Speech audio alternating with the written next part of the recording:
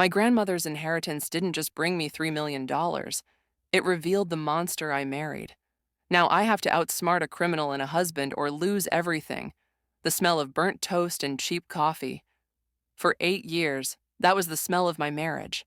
It was the smell of our tiny one-bedroom apartment with its leaky faucet and a view of a brick wall.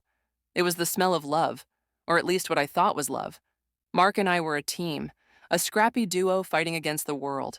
We'd count out our change for pizza night, celebrate a paid-off credit card like we'd won the lottery, and dream of a future where we didn't have to check our bank balance before buying brand-name cereal. He'd wrap his arms around me in our cramped kitchen and whisper, "One day, babe, one day we'll have it all." I believed him. I believed in us. Then, my Nana Rose passed away. It was devastating. She was the one who taught me how to be strong, how to balance a checkbook, and how to never, ever let a man think he was smarter than me. I was her only grandchild, and we were incredibly close. The grief was a physical weight, a constant ache in my chest. A week after the funeral, I got a call from her estate lawyer. I expected to inherit her collection of antique teacups or maybe a few $1,000s she'd squirreled away. I sat on a hard-backed chair in a stuffy office, clutching a tissue, as the lawyer, a man with a kind, tired face, slid a document across the polished desk. He cleared his throat. "Your grandmother was a very shrewd woman, my dear. She invested wisely." He tapped a finger on the final figure. $3,112,000. The world went silent. The sounds of the city outside the window faded to a dull hum. $3 million. It wasn't a number, it was an escape route. It was a new life. It was a future free from the smell of burnt toast. When I told Mark, he lifted me off the ground, spinning me around our tiny living room until I was dizzy. "We did it, we're rich," he shouted, his voice echoing with pure joy. We. I noticed the word, but in the whirlwind of shock and excitement, I let it slide. For the first week, it was our shared fantasy. We'd stay up late, scrolling through real estate websites, looking at houses with swimming pools and guest rooms. He started talking about a red convertible and a trip around the world. His dreams were big and flashy and immediate. My dreams were quieter. I wanted to pay off our debts, of course. But I also wanted to start the small bakery Nana Rose and I had always talked about. I wanted to create a foundation in her name. This money wasn't a lottery ticket. It was her legacy. It was the product of a lifetime of her hard work and careful planning, and I felt a profound responsibility to honor that. The first crack appeared when I told Mark I was meeting with a financial advisor. "A what?" he scoffed, looking up from a brochure for a $500,000 sports car. "Honey, you don't need some suit to tell you how to spend your money. Just put it in our joint account and we can decide together." There was that word again. Our. "It's my inheritance, Mark," I said as gently as I could. "I need to be smart about this. It needs to go into a trust for protection." His face tightened. The easygoing dreamer I loved vanished, replaced by a man with cold, calculating eyes. "A trust? So I have to ask your permission to buy a car? What is this? An allowance?" The fight simmered for days. He'd bring it up constantly, his tone shifting from wheedling to demanding. He accused me of not trusting him, of seeing him as a gold digger, of changing now that I was a millionaire. Each argument chipped away at the foundation of our marriage, revealing something ugly underneath. Then came the night that changed everything. I had just gotten off the phone with the advisor who had confirmed the trust was being set up. I walked into the kitchen to find Mark pacing back and forth, his face pale and slick with sweat. "So, did you do it?" he asked, his voice dangerously low. "Is the money locked away from your deadbeat husband?" I flinched. "Mark, that's not fair. This is for our future, to make sure it lasts." I tried to keep my voice steady, but it trembled. "I need you to transfer half of it to me," he said, stopping directly in front of me. "Not to the joint account, to my personal account, now." I stared at him, my heart pounding. This wasn't the man I married. This was a stranger. "No," I whispered. "Absolutely not. Why would you even ask that?" His entire demeanor shifted. The mask of the charming, loving husband didn't just slip. He ripped it off and threw it on the floor. His face contorted with a rage so sudden and so intense, it felt like a physical blow. I said, "Give me the money." He took a step closer, his voice dropping to a gravelly command. I am not asking. I stood my ground, my Nana's voice echoing in my head. Never let a man think he can own you. No, Mark, this is my money, my decision. The discussion is over. And that's when it happened. The final, irreversible moment. It was the 6th time in our marriage I had seen that look in his eyes, a look of pure, unchecked fury that always preceded something terrible. His hands clenched into fists at his sides. He leaned in, his face inches from mine, and the words he spat were like venom. Shut up, he barked, the sound so loud and violent it rattled me to my core. I recoiled, a gasp catching in my throat. The man I loved was gone. In his place was a monster. But it wasn't just the anger that terrified me. It was the sheer, raw panic behind it. He wasn't just greedy. He was desperate. As the ugly silence hung between us, he reached into his back pocket and pulled out a crumpled, official-looking letter. He shoved it into my hand. You want to know why? He hissed. Read this. My eyes scanned the page, my blood running cold. It was a collections notice, but not from any credit card company. The letterhead was from a name I'd never heard of, a man named Ivan Volkov. And below it was a figure that made my stomach drop through the floor, a debt of $1.5 million, with a payment deadline of just 1 week from today. $1.5 million. The number pulsed on the page, a venomous black hole sucking all the air from the room. Ivan Volkov. The name sounded like broken glass and cold steel. For a moment, I couldn't connect this piece of paper to the man standing in front of me, the same man who used to make me laugh so hard milk came out of my nose. The two realities were impossible to reconcile. What is this? I managed to choke out, the letter trembling in my hand. Mark, who is Ivan Volkov? He finally broke, slumping against the counter like a marionette with its strings cut. He dragged a hand down his face, and when he looked at me again, the rage was gone, replaced by a pathetic, hollowed-out fear. It was a business deal, he mumbled, his eyes darting around the room, unable to meet mine. A surefire thing. An investment. I was trying to get us out of this dump. He gestured vaguely at our cramped kitchen, at the life I thought we were building together. I borrowed the initial capital from him, just $100,000, but the investment went south, fast. The interest, it compounded. He kept adding fees, penalties. I didn't know how to tell you. I was going to fix it. I swear, Chloe, I was trying to fix it for us. For us. The words were a lie, and for the first time I could hear them as such. The past 8 years began to re-spool in my mind, but this time with a different filter. The mysterious work trips that never seemed to result in a bonus. The times he was cagey about our finances, saying he was handling it so I wouldn't have to worry my pretty little head. The frantic, whispered phone calls I'd once mistaken for stressful work dealings. It wasn't a partnership. It was a performance. I wasn't his teammate. I was his audience, his cover story. All our shared struggles, the counting of coins, the dreams of a better future.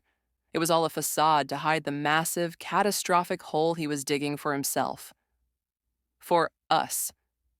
You lied to me, I said, the words flat and dead. For how long, Mark? How long have you been in debt to this man? He flinched. A few years, he admitted, his voice barely audible. But I can handle him. We just need to pay him. That's all he wants. Your Nana, her timing was a miracle, Chloe. It's a sign. This money is how we get out. It's how we start over, for real this time. He was trying to sell me a fantasy, repackaging my inheritance as a solution to a problem he had single-handedly created. He saw my grandmother's death not as a tragedy, but as a convenient ATM withdrawal. The thought made me feel sick to my stomach. He must have seen the disgust on my face, because the desperation in his voice ratcheted up. He grabbed my arms, his grip surprisingly tight. You don't understand who this guy is. He's not from a credit card company. They don't send polite letters forever. Ivan Volkov? I saw him break a man's fingers over $5,000. Just bent them back one by one until they snapped, and he didn't even blink. His eyes were wide with genuine terror, and for a second, a flicker of pity stirred in me, but it was quickly extinguished by the cold fire of betrayal. He knows where we live, Chloe. He knows where you work. He knows everything. If I don't pay him, he won't just come for me. He will come for you. It was the final disgusting piece of his manipulation. He was using my own safety as a bargaining chip. My legacy from Nana Rose was now to be used as ransom money to save me from a monster my own husband had invited into our lives. So you're telling me I either give you $1.5 million or I get my fingers broken. My voice was dripping with ice. It's our only choice, he pleaded, his voice cracking. Please, Chloe, just go to the laptop, log into the bank. It will take 5 minutes, and then this whole nightmare is over. We can still have our future. The house, the trips, everything. A strange calm settled over me. It was the calm of finality. The calm of knowing something is well and truly over. I pulled my arms from his grasp and walked past him toward the living room, my footsteps silent on the worn linoleum. He followed me, a hopeful, pathetic look on his face. That's it, babe, he whispered encouragingly, as if I were a child learning to walk. Just log in. We're going to be okay. I sat down at our small desk and opened the laptop. The screen flickered to life. He was right. He had left his email open, but my eyes weren't drawn to the banking websites in his bookmarks. They were frozen on the most recent message in his inbox. The subject line read, "Flight confirmation, Grand Cayman." I clicked it open, my heart hammering against my ribs. There it was, in black and white, a one-way ticket, booked for Mark, departing in 8 days, the day after the debt was due. And then I saw the date the ticket was purchased, 3 weeks ago, before Nana Rose had even taken her last breath. He knew she was fading. He hadn't been hoping for a miracle to save her. He'd been hoping for a miracle to save himself. And his plan never involved us. He was going to take the money, pay his debt, and disappear, leaving me with whatever was left and a life built on a mountain of lies. The flight confirmation was a digital tombstone for my marriage. Every word, every detail, the seat number, the flight time, the one-way destination, was a nail in the coffin. 3 weeks ago. He had booked his escape route while my grandmother was dying. He had sat by her bedside with me, holding my hand, murmuring platitudes about her fighting spirit, all while secretly planning to plunder her life's savings and abandon me. The burnt toast, the leaky faucet, the shared dreams. It was all a lie. A long, elaborate 8-year con. The grief I felt was no longer for Nana Rose, but for the woman I had been, the naive girl who believed in a love that never existed. I swiveled the chair around slowly, the laptop screen casting a pale, accusatory glow on my face. Mark was hovering by the doorway, a nervous smile plastered on his lips. Everything okay, babe? See? It's simple. He hadn't seen what I'd seen. He was still playing his part, the desperate husband trying to save his family. The thought was so absurd, so utterly grotesque, that a single sharp laugh escaped my lips. It sounded harsh and ugly in the small room. His smile faltered. What's so funny? Grand Cayman, I said, my voice eerily calm. Is it nice this time of year? I hear the banking laws are very accommodating. His face went white, the kind of white that signals a total system failure. The blood drained from his features, leaving behind a waxy, translucent mask of pure panic. He lunged for the laptop, but I was faster. I slammed the lid shut, holding it down with both hands as if it were a chest containing a venomous snake. What did you see? He hissed, his voice a frantic whisper. Nothing, it was nothing, a spam email. Just give me the laptop, Chloe. No, I said, standing up, my body a shield between him and his lies. I don't think I will. The man I thought I knew was gone, and the one who remained was dangerous. His eyes darted around the room, not with fear of some gangster named Ivan Volkov, but with the feral terror of a cornered animal. His plan, his perfect escape, was unraveling, and I was the one holding the thread. You're making a huge mistake, he snarled, taking a step toward me. You think you can handle a guy like Volkov? You can't even handle a broken dishwasher. You need me. It was pathetic. The threats, the insults. They were the last desperate gasps of a drowning man trying to pull me under with him. But I was no longer drowning. I was breathing for the first time in years. The only mistake I made was ever trusting you, I said, my voice ringing with a clarity that surprised even me. You didn't get into debt for us. You got into it for you.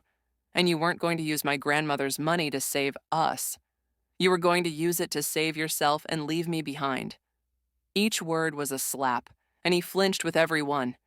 He opened his mouth to deny it, but no sound came out. He knew I had him. I walked back to the kitchen, the laptop clutched to my chest like a life raft. I needed a plan. I needed to get out. My mind raced through the logistics. Call a lawyer, freeze my accounts, find a new place to live, change the locks. But my thoughts kept snagging on Ivan Volkov. Mark's terror of this man had been real. Whether I paid him or not, I was now tangled up in this mess. Mark had made sure of that. My phone buzzed on the counter. It was a text from an unknown number. My fingers shook as I opened it. It was just one sentence. The clock is ticking. A wave of ice-cold fear washed over me. This was real. This wasn't just a marital dispute anymore. Mark saw me read the text. A sick, triumphant little smile touched his lips. See? I told you. He's not a patient man. Your little trust fund and your financial advisor can't help you now. The only thing that can is an immediate wire transfer. He thought he had me. He thought my fear would override my anger, that I would cave and give him the money just to make the problem go away. And maybe the old Chloe would have. But the old Chloe was gone. Nana Rose had taught me to be strong, to be shrewd. And right now, I needed to be both. I took a deep breath. Okay, I said, my voice steady. You win. Let's pay him. Relief washed over Mark's face so completely it was almost comical. He sagged against the wall, a puppet once more. Thank God, Chloe, thank God. You're doing the right thing, the only thing. He scurried over to the laptop, his hands outstretched eagerly. Just give it to me. I have the wire details right here. I held up a hand. No, I'm not giving you access to my accounts. Not now, not ever. If we're going to do this, we're going to do it my way. I paused, letting the silence hang in the air. I'll get the money, in cash, and I'm going to be the one to give it to him. Mark's eyes widened in horror. What? No, absolutely not. You can't meet him. He's dangerous. You made him my problem, Mark, I said coldly. Now I'm going to make him my solution. Call him. Set up a meeting for tomorrow, a public place. Just me and him. You are not to be there. He started to protest, to argue, but I cut him off. This is the only way you get the money. It's either my way, or you can face Ivan Volkov on your own in a week. Your choice. He stared at me, his mouth opening and closing like a fish. He saw the steel in my spine, the absolute conviction in my eyes. Defeated, he slumped his shoulders and nodded, pulling out his phone. I had no idea what I was going to do. I had no real plan. But as I watched my husband tremble while making a phone call to his loan shark, a seed of an idea began to form. It was crazy. It was reckless. It was probably the stupidest thing I'd ever considered. But for the first time, I wasn't playing defense. I was going on the attack. And my weapon wasn't going to be my inheritance. It was going to be the truth. The next day, I walked into a quiet, mahogany-paneled bar that smelled of old leather and expensive whiskey. It was the kind of place where deals were made in hushed tones over cut crystal glasses. My heart was a frantic drum against my ribs, but I forced my hands to remain steady, my posture erect. Nana Rose's voice was in my head. Shoulders back, chin up, never let them see you sweat. I spotted him in a corner booth. Even Volkov was not the cartoonish thug I had pictured. He was impeccably dressed in a tailored gray suit, his silver hair neatly combed. He looked less like a loan shark and more like a CEO, but his eyes were chips of obsidian, hard and unnervingly still. They watched me approach, missing nothing. Mr. Volkov, I said, my voice clearer than I expected. I'm Chloe, Mark's wife. I didn't offer to shake his hand. He gestured to the seat opposite him. I sat down, placing a large, heavy briefcase on the table between us. His eyes flickered to it for a fraction of a second. You are a brave woman to come here alone, he said, his accent a faint melodic echo of Eastern Europe.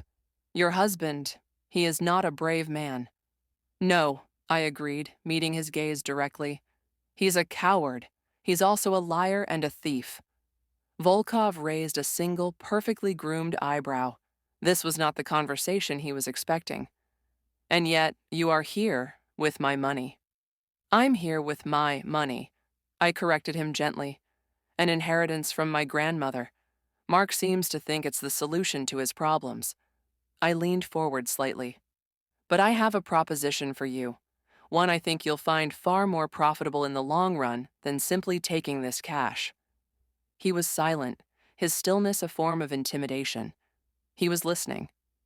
Mark owes you $1.5 million, I began.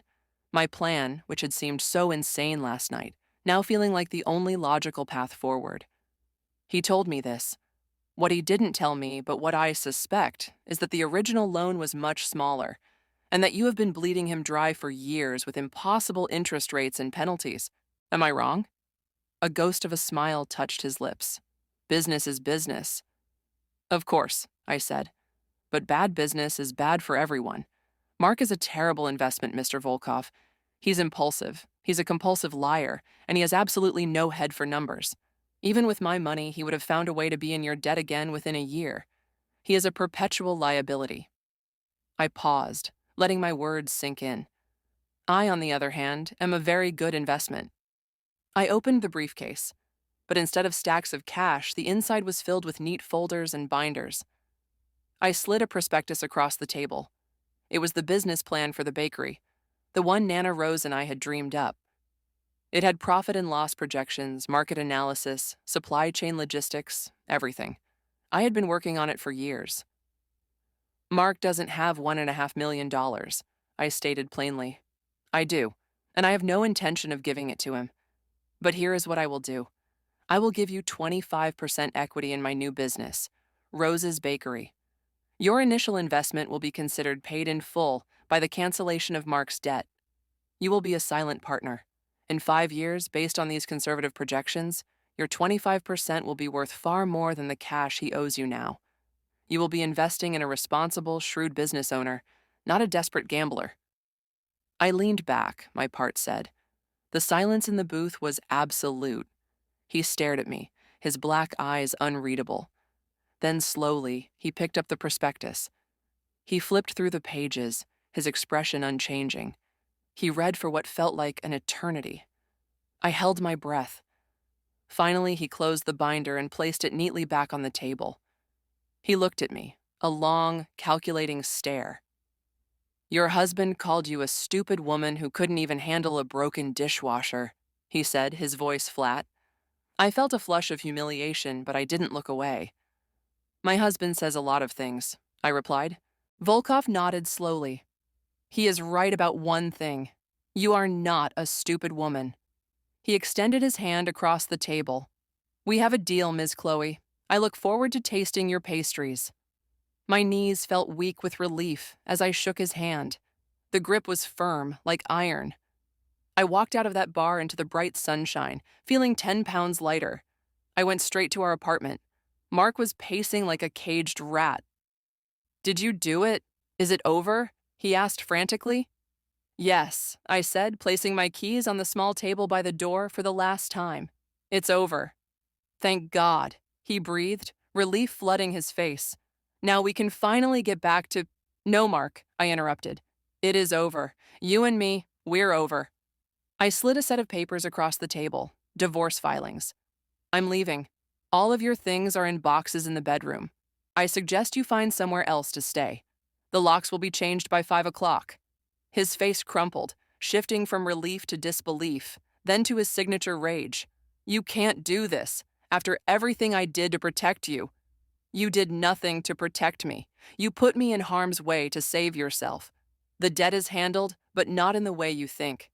You are no longer Ivan Volkov's problem, and you are no longer mine. Leaving him standing there amidst the ruins of his own making was the easiest thing I had ever done. 6 months later, the smell of my life was no longer burnt toast. It was warm bread, melting butter, and sweet, sweet sugar. Rose's Bakery opened to a line around the block. The foundation in my Nana's name was awarding its first scholarship.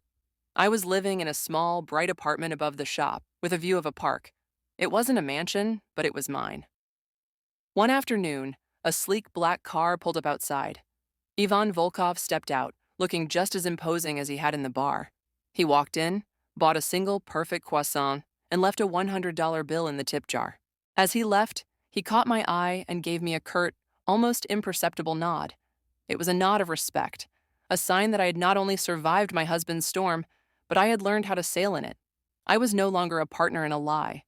I was the sole proprietor of my own life, a legacy Nana Rose wouldn't just be proud of, she would have invested in it herself.